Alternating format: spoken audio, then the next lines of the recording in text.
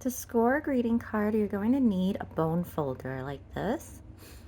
I recommend the one that's made with actual bone because the plastic ones, after a while, the point starts to wear off and it becomes totally useless. So, and the bone one is only a few dollars more, so it's totally worth it.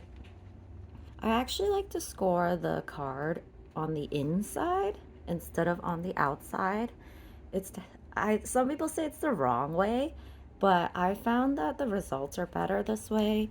You get a cleaner edge on the outside because sometimes if it's really dry, like in the winter, if you score it on the outside and then fold it, it will create like a cracked edge.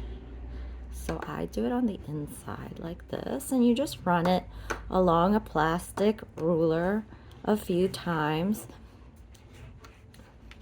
I prefer a plastic ruler so it doesn't dig into the bone folder. And then you just fold it in half, like that, and flatten it with the edge of the bone folder, and then you're all done. Thanks so much for watching. You can get early access for tutorials on my Patreon, as well as exclusive shots of what I'm working on.